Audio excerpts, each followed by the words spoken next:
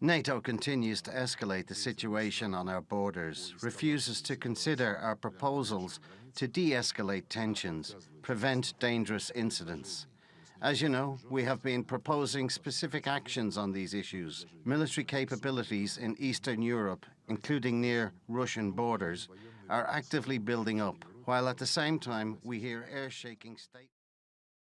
Let's speak now to Daniel Serwer. He is a senior fellow at the Middle East Institute and joins me from Washington, D.C. Daniel, as we just heard there, Secretary Blinken and Foreign Minister Lavrov met to discuss Ukraine, but the two sides are still very far apart. Are you hopeful a diplomatic solution is possible? And do you think we might possibly see another Putin-Biden meeting in the works to help diffuse tensions? Well, a diplomatic solution is certainly possible, but it will require some serious compromises, probably on both sides. Yes, a future Biden-Putin meeting is a possibility, or at least a conversation.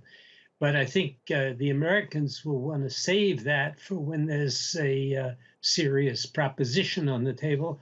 And I don't really think there is a serious proposition on the table right now. What Russia wants is a Ukraine that is unable to defend itself and constrained from making defense arrangements with NATO. And the Americans aren't willing to consider that. Moscow denies it is preparing an attack on Ukraine, even as it amasses troops on the border. Are all the signs pointing toward an imminent invasion, you think? They are certainly acquiring all the resources they need for a further invasion. You have to remember that there has already been an invasion and occupation of something like 7% of Ukraine by Russian proxy forces, aided by Russian forces.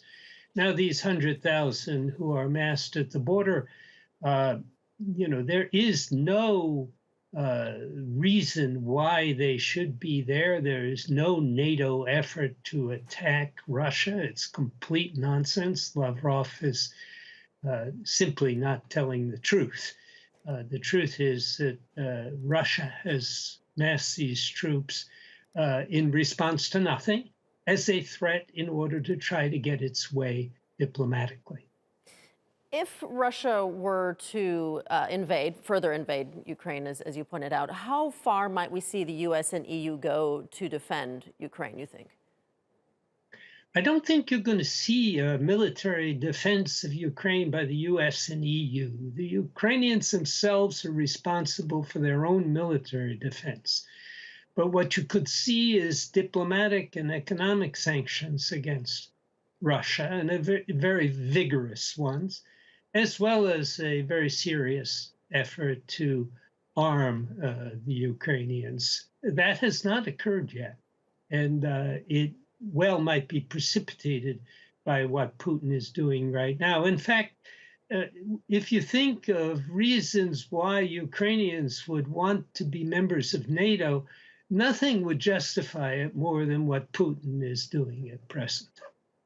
Yeah, and as we know, that Ukraine is not a part of NATO, of course, or the EU. But what does this all mean for stability in the region?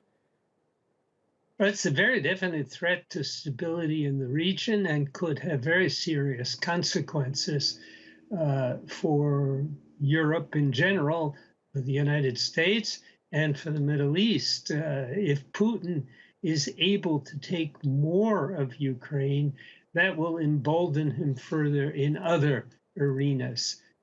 It's time to stop him where he is. Right, we'll leave it there for now. Daniel Serwer joining us from Washington. Thank you.